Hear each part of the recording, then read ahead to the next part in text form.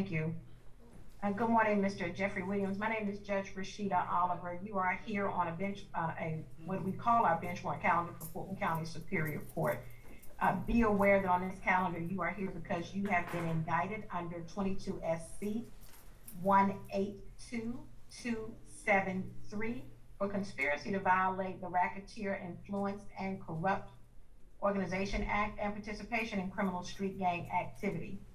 I brought you forward so that you can be put on notice that for the felony charges that you receive, you are to be presented before the judge, Honorable Judge Earl Glanville, at the next available calendar that will be presented in courtroom 8F at 9:30 a.m. The date at which you are to appear at this time, I am not aware of. But be aware that you have the right to remain silent and not incriminate yourself while you are there and anywhere else. Anything that you say can be used against you.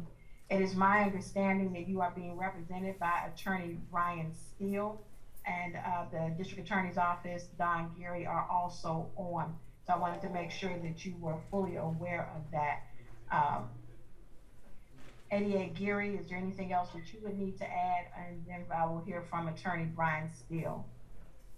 Judge, respectfully, I think you've already stated that there's not a bond issue.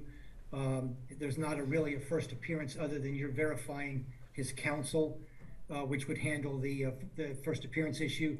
One thing I want to put on the record, Judge, and thank you for giving me the opportunity, is at an appropriate time, we're going to file an objection or notice of objection to Attorney Steele.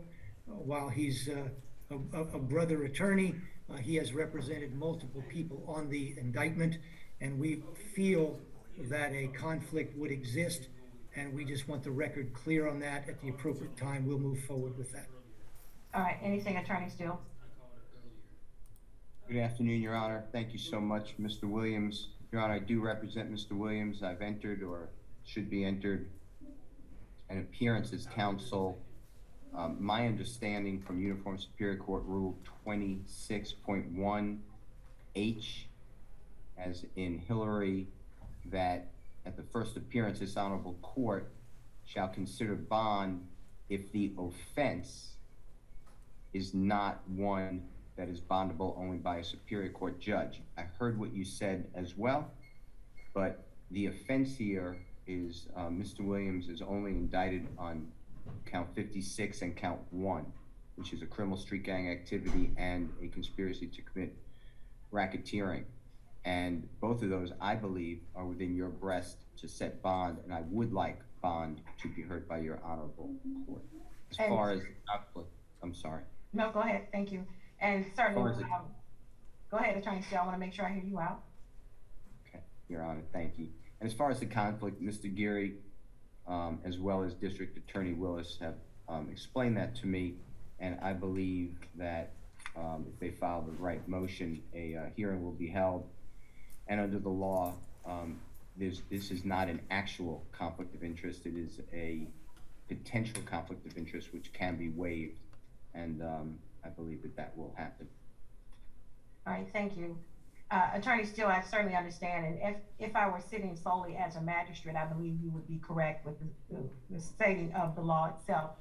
But as I am sitting as Superior Court Fulton County delegated judge, there is specific delegation order for which I am operating under that indicates that the authority to set bail is simply not delegated for any case, regardless of the charges involved, that has been indicted and assigned to the docket of the Superior Court judge. And that is the order in which I am following.